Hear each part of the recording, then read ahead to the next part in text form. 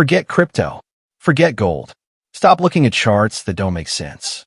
If you want to make money in the next few years, you need to be looking at chrome and steel. The used motorcycle market is acting weird right now.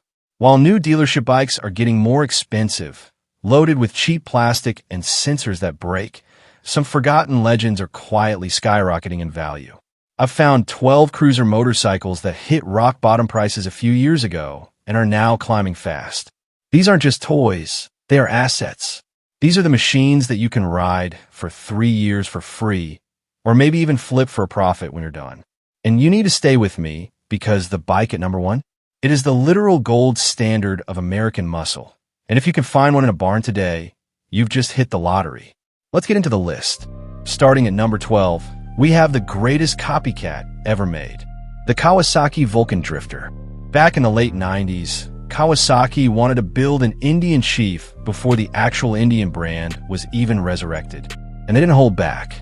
It has those massive, deep-skirted fenders that cover half the wheel. It looks like Art Deco art straight out of the 1940s. For years, people thought they were ugly. They called them clumsy. But here's the shift. Now, people realize they are unique. You literally can't buy a bike that looks like this anymore due to modern regulations and styling trends. Clean examples are getting rare, and collectors are starting to hoard them because they turn more heads at a gas station than a $30,000 modern tour. If you find a 1,500 cubic centimeters version in black, buy it immediately. That is the one everyone wants. At number 11, we have a luxury liner, the Yamaha Royal Star Venture. This wasn't just a cruiser. It was Yamaha's attempt to kill the Harley Electra Glide using a secret weapon, a V4 engine. They took the engine from the VMAX, yes, the legendary muscle bike, tuned it for massive torque, and shoved it into a touring frame. The result? It doesn't sound like a motorcycle. It sounds like a classic muscle car. These bikes run for 100,000 miles without breaking a sweat. As the price of new touring bikes hits that insane $30,000 mark, smart buyers are snapping these up for peanuts. But the peanuts are getting more expensive every day. The secret is getting out that this is the most reliable heavy tourer ever built. Number 10 is the tank, the Honda VEX 1800. In the early 2000s, Honda decided to stop playing nice. They wanted to humiliate the competition, so they built the biggest, meanest V-twin they possibly could. For a long time, these were dirt cheap because people were scared of the weight. But the market has pivoted. People are finally realizing that this engine is bulletproof. It makes over 100 horsepower, it never breaks, and it pulls like a freight train. Look for the F-Spec, the sport cruiser version. Clean, low-mileage examples are getting harder to find. It is widely considered the high-water mark of Japanese build quality. They simply don't build them this thick anymore. Number 9 is the oddball, the Moto Guzzi Griso. This isn't your dad's cruiser. It's an Italian techno-custom. It looks like something from a sci-fi movie, with that massive exhaust pipe and the transverse V-twin engine sticking out the sides. Collectors love weird, and the Griso is beautiful weirdness. It handles better than almost any other bike on this list, and it has that Guzzi soul. The whole bike rocks to the right when you rev it. These were ignored for years, but now, good luck finding a cheap one. The secret is out that this is a future classic. It's art you can ride. At number 8, size matters. The Kawasaki Vulcan 2000, known on the streets as the V2K. This bike holds a record for the biggest production V-twin engine ever put in a cruiser. 2,053 cc's. To put that in perspective, that piston is the size of a dinner plate. It's a 2.0-liter engine on 2 wheels. Kawasaki stopped making them because they were too expensive to build and too heavy for the average rider. That is exactly why they are collectible now. You literally cannot buy a new bike with an engine this big anymore. It is a dinosaur, and dinosaurs are expensive. Owning one of these is like owning a piece of history that can tear your arms off. Number 7 comes from the grave. Victory motorcycles, specifically the Hammer 8-ball. When Polaris killed the Victory brand to focus on Indian, everyone thought prices would crash to zero. They didn't. They stabilized, dipped, and are now climbing.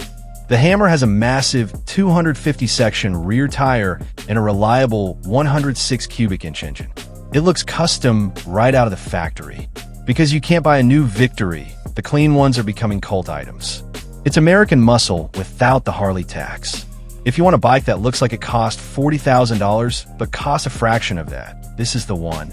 We are halfway through. If you own any of these bikes, do not sell them yet. You are sitting on a savings account that runs on gasoline. But the real money? The real money is in the top 6. We're talking about bikes that defined a generation, including one machine that is faster than a Ferrari off the line. Let's get to the performance legends. Number 6 is the ultimate sleeper, the Yamaha Roadstar Warrior. If you see one of these at a stoplight, do not race it.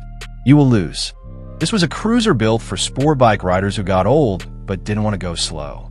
It features an aluminum frame, unheard of in cruisers at the time, inverted forks straight off the R1 superbike, and brakes that actually stop you. For a decade, these were dirt cheap.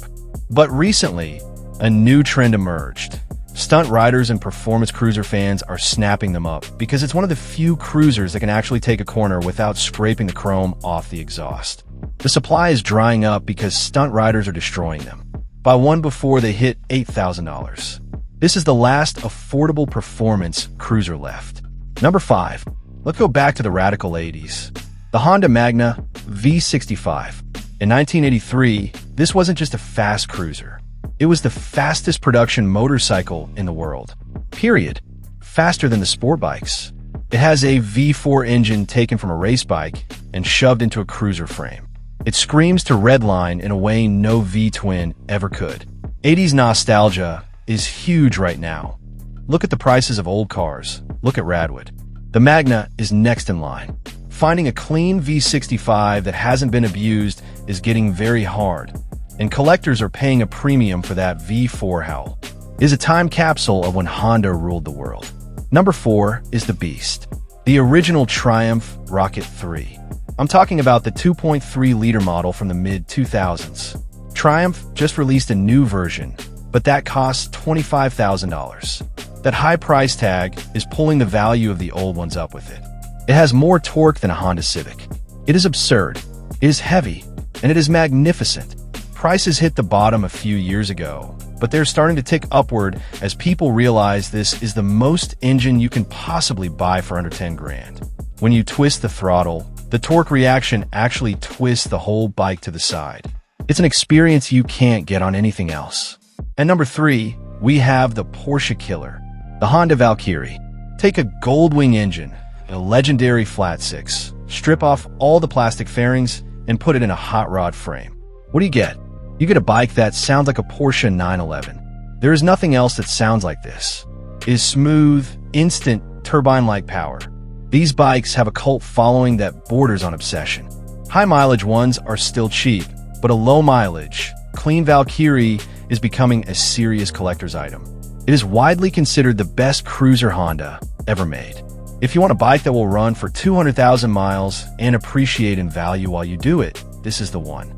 Number 2, the Widowmaker, the Yamaha VMAX 1200. This bike didn't just outperform the stock market, it outperformed physics. It's a V4 with a legendary feature called V-Boost. At 6,000 revolutions per minute, butterfly valves open up, flooding the engine with fuel, and it feels like you just got rear-ended by a truck.